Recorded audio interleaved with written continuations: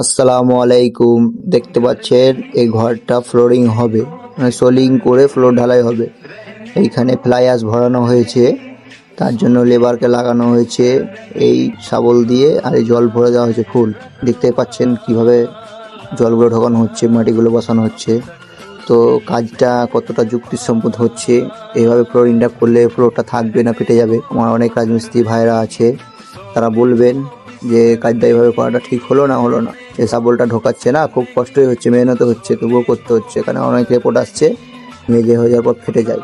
তার জন্য পুরো জল দিয়ে লোড করা হয়েছে, আর পুরো ছাই আছে, তো অ্যাশ ছাই, এনটিপিসির ছাই, এই ঢুকিয়ে পুরো জলটাকে ঢুকিয়ে মানে করা হচ্ছে। তো যাই হোক, আমাদের কাজটা কেমন লাগলো, ভালো লাগলে লাইক কমেন্ট করবেন। আর দেখতেই পাচ্ছেন পরিযায়ী শ্রমিক কিভাবে মেহনত করতে হয়, এটা দেখতেই পাচ্ছেন। সে কিন্তু খুব আনন্দের সহিতই কাজটা করছে, তার কিন্তু দুঃখ কষ্ট সেরকম লাগছে না। মেহনত করছে কিন্তু আনন্দের সাথেই করছে, মুখে গুটকা ভরে নিয়েছে আর কাজ করছে। শেষ পর্যন্ত সাথে থাকার জন্য সকলকে অসংখ্য ধন্যবাদ। সবাই ভালো থাকবেন, সুস্থ থাকবেন।